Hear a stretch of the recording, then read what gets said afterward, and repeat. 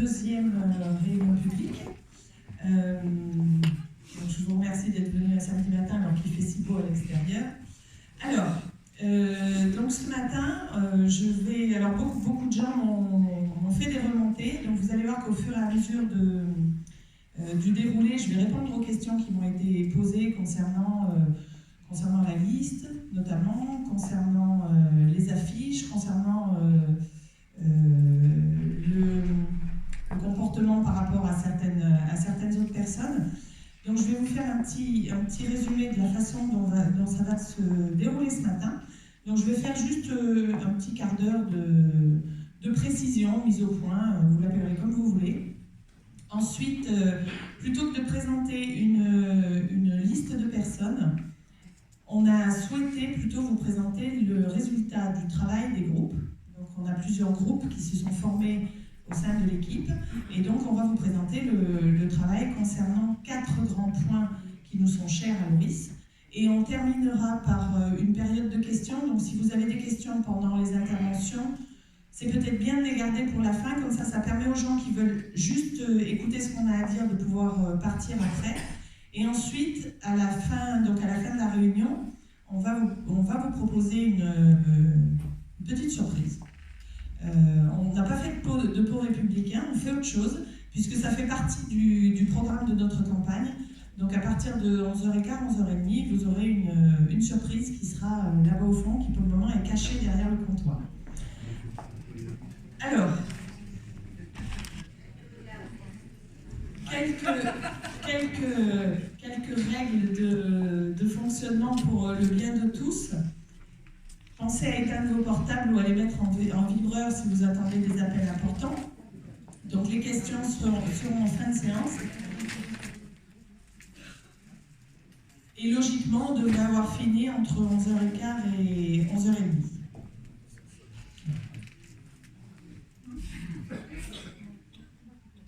Alors, quelques précisions encore concernant les rumeurs, puisque la dernière fois j'avais déjà fait quelques mises au point concernant, donc je ne vais pas recommencer. Vous savez que c'est en ligne sur YouTube, donc ceux qui se posent des questions sur moi, vous verrez la vidéo et comme ça vous aurez les réponses. Il y a eu quelques rumeurs concernant ma position, notamment sur les compteurs Linky. Donc pour ceux qui me suivent, vous savez que j'ai fait plusieurs réunions au sujet des compteurs Linky. En tant qu'élu, je me suis positionnée très fortement pour laisser le choix à chaque Lorisien d'accepter ou de ne pas accepter les compteurs. À titre personnel, je suis pour ou je suis contre, ça ne vous regarde pas, mais à titre d'élu, je tiens à ce que l'ensemble des Lorisiens aient le choix. Or, la loi est très claire, nous avons le choix. Donc je ne fais pas des réunions contre les compteurs Linky, mais je fais des réunions pour que chacun d'entre nous ait le choix de dire oui ou de dire non. Ensuite, et je vous dirai pourquoi je vous dis ça aussi, concernant les vaccins, alors vous me direz, ça n'a rien à voir avec la mayonnaise, sauf que, assez récemment, j'ai reçu une lettre de menace dans ma boîte aux lettres, et qu'il y a quelqu'un indirectement, qui me menace de m'attaquer pour exercice illégal de la médecine. Alors, concernant les vaccins, vous pouvez regarder ce que j'ai écrit sur Internet. Je ne suis pas contre les vaccins, mais je suis contre le fait d'utiliser un adjuvant dans les vaccins qui s'appelle l'hydroxyde d'aluminium et qui nous abîme le cerveau. Donc mes propos sont très clairs, je suis pour la vaccination, mais avec du phosphate de calcium. Donc, après les questions techniques, je vous répondrai après, mais je voulais quand même le dire en public.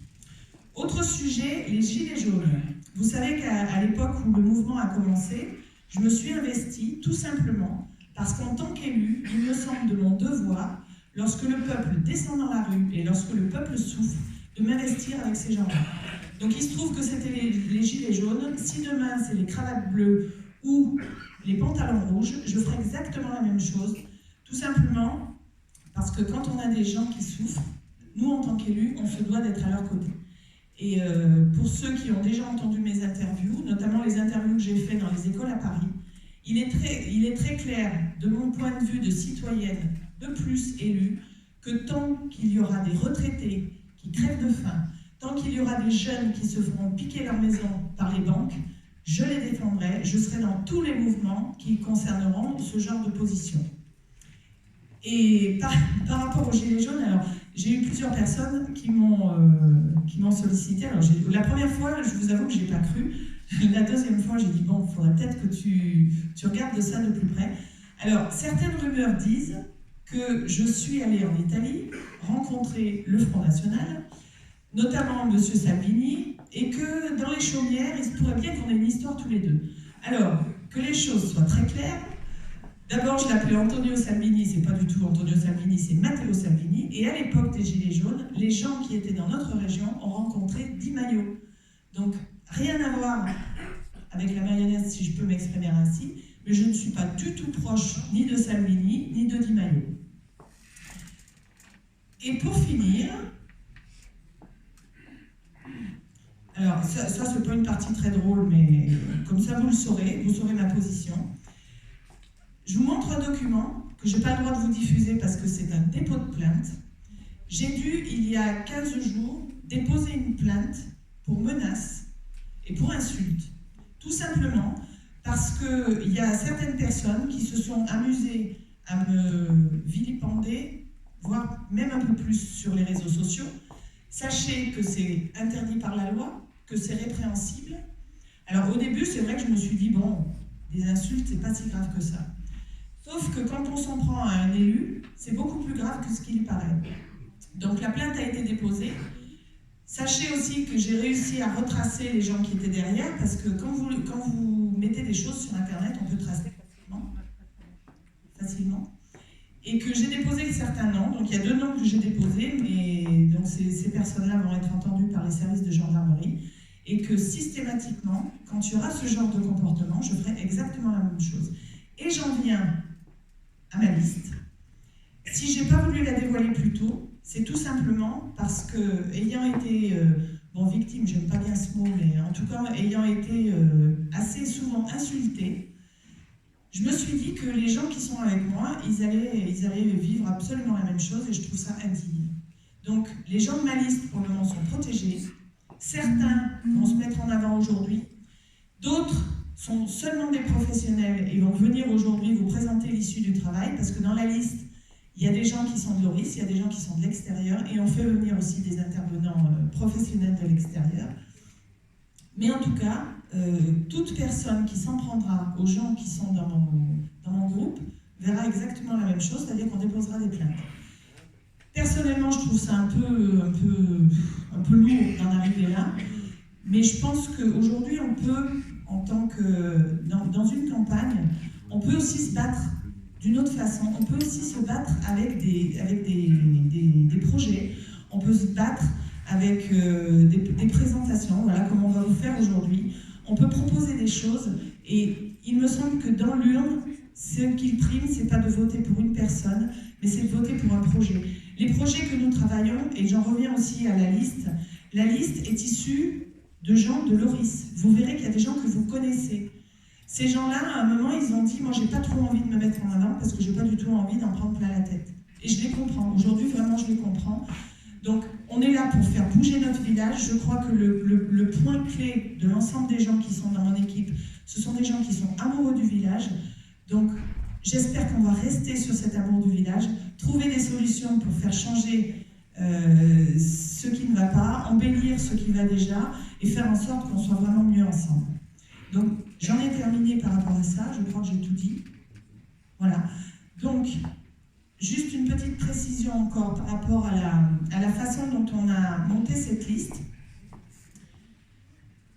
Une liste, pour moi, c'est pas qu'une liste. C'est un groupe de personnes qui travaillent. Vous savez qu'aujourd'hui, on est donc une liste, il va y avoir 27 personnes plus 2 personnes. Donc, les 2 personnes supplémentaires, c'est une demande du préfet, parce qu'il est arrivé à certaines listes de se faire retoquer parce qu'il y avait une personne dans le lot qui n'était pas éligible pour X raisons. Donc le préfet nous demande aujourd'hui d'avoir le nombre légal, c'est-à-dire 27 personnes plus 2 personnes ressources. Donc ça veut dire que c'est 29 personnes pour le village de l'ORIS. Donc on peut faire une liste de complaisance ou une liste de compétences. Nous, on a choisi de faire plutôt des gens qui ont une liste de compétences, mais franchement, 30 personnes, c'est rien pour un village de 4000 personnes. Donc vous verrez que nous, dans nos ateliers, il y a des gens qui viennent de l'extérieur, il y a des gens qui sont lorisiens, qui ne seront jamais sur une liste, parce que c'est pas leur truc. Être élu, c'est un petit peu particulier. Et vous aurez en tout cas un nombre de personnes qui sont tous impliquées. Et le jour où on dévoilera la liste, vous verrez, on a vraiment des gens très jeunes, puisque la plus jeune a 18 ans, et je crois que le plus âgé a 78 ans. Ensuite, tous donc, sont issus de Loris et sont amoureux du village. Ensuite, vous verrez que les gens qui sont sur la liste sont des gens qui sont issus du milieu associatif, des artistes, des artisans, des commerçants aussi, des indépendants, des chefs d'entreprise, des retraités, etc. etc. Voilà. Et nous avons 4 anciens élus ou élus actuels donc, qui seront avec nous. Pour moi, c'est important d'avoir des anciens élus. Pour une question qui vous concerne, on m'a demandé d'avoir plus de chaises dans cette salle. Il y a quelqu'un qui m'a dit, il faut que tu te débrouilles pour avoir plus de chaises. Moi, j'ai dit, ben, je vais trouver. Et j'étais à côté d'un élu qui m'a dit, non, c'est pas possible pour des questions de sécurité. Ça veut dire qu'allier les élus dans une liste et des gens compétents, on a besoin des élus parce que les élus ont des réflexes d'automatisme qui éviteront qu'on perde du temps, voire qu'on fasse des erreurs. Voilà, donc je vous ai résumé. Alors maintenant, un petit mot sur le rôle du maire. En tout cas, hormis la définition, mais en tout cas, la façon dont je vois le rôle du maire, pour moi, le maire, c'est un chef d'équipe qui doit être à l'écoute de ses administrés, mais qui doit aussi gérer sa commune. Donc, ça veut dire qu'il doit la représenter au niveau des services de l'État. Et là, je peux vous dire que de temps en temps, quand on est face aux services de l'État, c'est difficile de tenir la route, parce que l'État est très dur avec nous. Donc, ça veut dire que le maire doit faire l'interface entre son village, ses administrés et l'État, parce que vous savez que des fois, l'État donne des ordres, et que malheureusement, des ordres qui viennent d'une ville comme Paris ne sont pas forcément facilement applicables dans des territoires ruraux. Donc ça veut dire qu'à un moment, nous, en tant qu'élus, on doit un peu défendre nos territoires, et de temps en temps, il faut y aller avec un petit peu de muscle, on va dire. Ensuite, il doit aussi protéger ses administrés des risques naturels, économiques et structurels. Alors, les risques économiques, je reviens à ce que je vous disais par rapport au compteur Linky tout à l'heure. Il y a des gens qui n'en veulent pas. Moi, je tiens à ce que les gens soient libres d'accepter ou de ne pas accepter. On peut parler du 80 km/h aussi. Vous savez qu'il y a des départements qui ont fait machine arrière. Après, l'élu, et notamment les maires, ont des pouvoirs. Donc, il faut impérativement que nos pouvoirs, on les exerce. Et je reviendrai tout à l'heure par rapport à la sécurité, vous dire tout ce qui concerne la sécurité, notamment au niveau du rôle du maire. Et ensuite, il doit être représentatif et exemplaire. Alors, concernant le programme, donc là, on va venir avec les intervenants. J'aime bien ce proverbe parce que, d'ailleurs, j'oublie un petit truc. Pour savoir où on va, il faut savoir où on est. Donc, quand on est face à il me semble que quand on est face à un programme, ce qu'il faut regarder, c'est est-ce que ce programme correspond à ce que nous, villageois, vivons dans notre village de 4000 personnes. Et il me semble que, alors non, il ne me semble pas, j'en suis sûre, c'est la règle concernant notre équipe. Et donc vous allez voir qu'effectivement, on part à partir de choses extrêmement concrètes et on voit ce qu'on peut en faire. Sachant que sur certaines choses, il y a des rôles à jouer au niveau de l'État, donc là, c'est difficile de faire des concertations citoyennes. Par contre, sur d'autres choses qui concernent que le village, là, effectivement, il y a une participation qui s'impose. Sachant qu'en plus, nous sommes un village qui est très particulier, puisque vous avez beaucoup de quartiers qui ne peuvent absolument pas se gérer de la même façon. Je prends en référence le vieux village. Les problèmes du vieux village, ça n'a rien à voir avec les problématiques des Mességuières. Donc ça veut dire qu'une concertation commune n'est pas possible, il faut impérativement avoir des concertations bilatérales. Concernant un programme ou un objectif, quand on fait des cours magistraux, on apprend qu'il faut qu'un programme soit SMART. Alors le SMART, c'est relativement simple à se rappeler. S, c'est comme spécifique, M comme mesurable, atteignable, réaliste, et timé. Ça veut dire que dans les programmes que vous allez juger, puisque normalement on juge sur un programme et non pas sur une personne, l'idée c'est de regarder si ce programme correspond et vous semble logique, réalisable, et surtout est-ce qu'il est quantifiable et est-ce qu'il est mesurable aussi dans le temps. Alors les constats, j'en avais déjà parlé la dernière fois.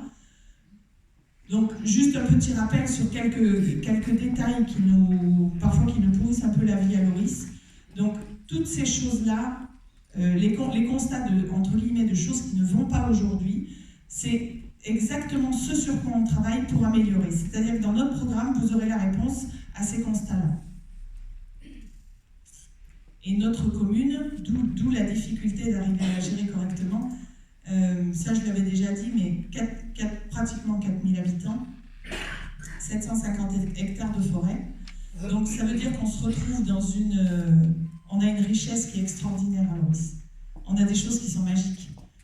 Quand les gens viennent pour la première fois, bien souvent ils sont séduits, parce que quand on va aux terrasses du château, on ne peut être que séduit. Quand on va à Roquefraîche, on ne peut être que séduit. Quand on va dans les rues du vieux village, on ne peut être que séduit. Donc ça veut dire que toutes ces choses-là, il faut non seulement qu'on les conserve, qu'on conserve l'ensemble de nos patrimoines, mais qu'on trouve les moyens d'embellir. Et c'est notre, c'est notre leitmotiv. Et surtout, elle est riche de volonté. Et j'en prends pour exemple l'implication des gens, notamment en période électorale. Les gens ont envie de faire des choses. On a tous envie de faire des choses. Donc ça veut dire que les volontés sont là. Il y a juste un moment de trouver la manière et le moyen de canaliser tout ça. Alors j'ai mis point zéro Roquefraîche, parce que j'ai fait une réunion entière sur Roquefraîche. Il y a des gens qui m'ont dit « on en a marre que tu parles de Roquefraîche ». Je vais en parler pendant 1 minute 30 tout à l'heure, et après, je vous promets terminer, j'en reparlerai plus.